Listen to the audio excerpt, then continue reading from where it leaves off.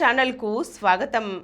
మనం నిస్వార్థ ప్రజా సేవకురాలు మేటి సంఘ సంస్కర్త అయినటువంటి శ్రీమతి హేమలత లవణం గారి స్వీయ జీవితగాథ మృత్యోర్మ అమృతంగమయ నుండి నేరస్తుల సంస్కరణకు ఆమె ప్రారంభించిన కార్యక్రమాలు తెలుసుకుంటున్నాం కదండి. ఈరోజు ముఖ్యంగా నేరస్తుల ఇంట్లో కుటుంబ సభ్యుల్లో వచ్చిన మార్పుల గురించి చూద్దాం. 1974 జనవరి 1వ తేదీన కాలనీలో అడుగుపెట్టిన మేము మీరంతా మీ ఇండ్లలోనే నిద్రపోండి అన్న మా మాటలను విని వారు ఎవ్వరూ నమ్మలేదు. అధికారి చెప్పిన మాటలు వారు నమ్మలేదు.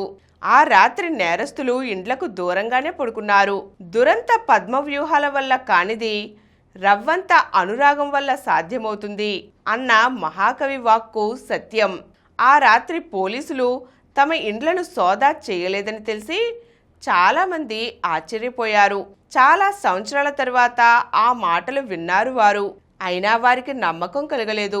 ఆ తరువాత 2-3 రోజుల వరకు ఊరి బయట పొదల్లో మగత నిద్రపోయారు. గుంపుగా ఒక చోట పడుకొని ఒకరిని కాపలా పెట్టేవారు. ఈ కొత్త అధికారి తమను ఒక్కసారే అందరినీ పట్టుకోవడానికి వేసిన పథకమీదని వారు అనుమానం పడ్డారు. కానీ వారి అనుమానం అసత్యం కావచ్చింది.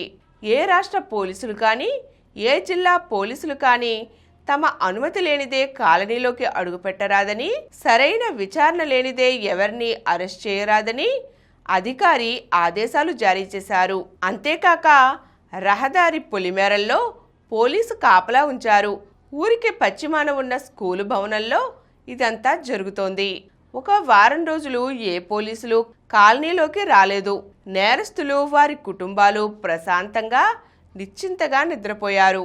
పాత నేరస్తులకు సంఘ సేవకుల మీద నమ్మకం హెచ్చింది. నేరస్తులందరూ ఏ అధికారి వచ్చినా సంఘ సేవకులు వచ్చినా చుట్టూ చేరడం ప్రారంభించారు. మేము ఈ వృత్తిని మానుకుంటాము, మాకు ఏదైనా ఉపాధి చూపండి అని అభ్యర్థించడం మొదలుపెట్టారు. పోలీసుల చిట్టాలోని దొంగలే కాక పోలీసుల కన్నుగప్పి తిరిగే మరికొందరు కూడా తమ నేరాలను ఒప్పుకున్నారు. వారి అరెస్టులు జరిగాయి. శిక్షానంతరమే పునరావాసం. కొన్ని కుటుంబాలు మాత్రమే దొంగతనం మీద జీవిస్తున్నాయి. ఆ నేరస్తుల జీవిత సంస్కరణకే ఈ కార్యక్రమం. ఈ కుటుంబాలు తమ వృత్తిని చూసుకున్న రోజు నుంచి వారికి తిండి ఎట్లా, తిండి పుట్టే బాధ్యత, బరువు సంఘ సేవకులపైనే పడింది. అన్ని చోట్ల ఉన్నదే కదా, ఇక్కడ అదే పేదరికం. పేదరికం ఉన్న దొంగతనం చేయని వారే అధిక సంఖ్యాకులు. మనిషి హృదయం నీతి నిజాయితీని అనుసరించాలనే కోరుతుంది. దొంగను పేదవాడు అనడానికి వీల్లేదు. అలాగే నీవు దొంగవేగా, నీకు మేము ఇంకా ఇవ్వవలసింది ఏముంది, నీ అంతట నీవు బతుకు అని అనడానికి కుదరదు. కనుక దొంగ అయినవాడు పేదవాడు, అజ్ఞాని అనుకునే మనం అతని వృత్తిని మార్చడానికి గాను మరో వృత్తి చూపించాలి. దొంగ వృత్తిని మార్చవలసిన బాధ్యత సభ్య సమాజం పైన ఆధారపడి ఉంది. పోలీసులు చట్టం శిక్ష వరకే అమలుపరచగలరు. స్టువర్ట్పురంలో 6000 జనాభాలో దాదాపు కొద్ది మందో నేర జీవితం గడుపుతున్నారు. మిగిలిన అధిక సంఖ్యాకులు కష్టించే శ్రమజీవులే.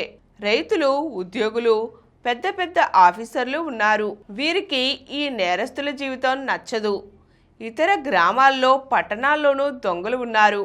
వారు ఇతరులు కలిసి ఉన్నట్లే ఇక్కడ కలిసి ఉంటారు. తప్పదు కనుక జీవితాన్ని గౌరవమైన మార్గంలోకి మార్చుకుంటామన్న నేరస్తులందరి పేర్లు హాజరు పెట్టబడింది. ప్రతిరోజు వారు పోలీసుల ఎదుట సంతకాలు చేసి వారు కాలనీలోనే ఉన్నట్లు తెలుసుకుంటకు ఏర్పాటు చేయబడింది. 5 సభ్యులు గల కమిటీని పెద్దలుగా ఏర్పరచుకున్నారు నేరస్తులు. పోలీసు అధికారి సంఘ సేవకుల ప్రోత్సాహంతో. ఈ చేతులు ఆడవారి మెడల్లో గొలుసులు తెంపినవి.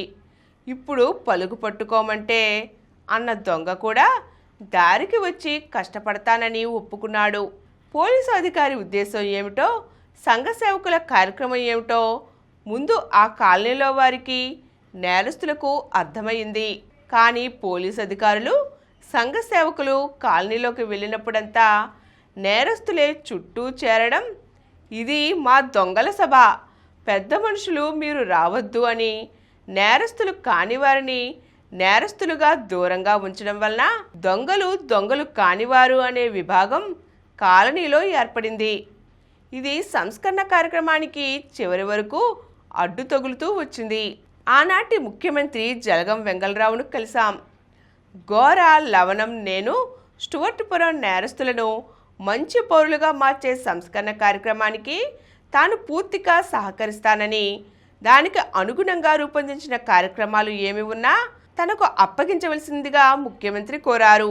కాలనీకి కరెంటు, సంస్కరించబడిన నేరస్తులకు ఉపాధి కల్పన, చదువుకునే పిల్లలకై హాస్టల్ వసతి, చదువుకొని నిరుద్యోగులైన యువకులకు ఉద్యోగాలు, ఆసుపత్రి అభివృద్ధి, ఏదైనా పరిశ్రమ ఏర్పరిచి స్త్రీలను పనికి అలవాటు చేయడం, వారికి పంచి ఇచ్చిన పొలాలకు నీరు, ఎరువులు, విత్తనాలు మొదలైన కార్యక్రమాలు వారి ముందు ఉంచడం జరిగింది.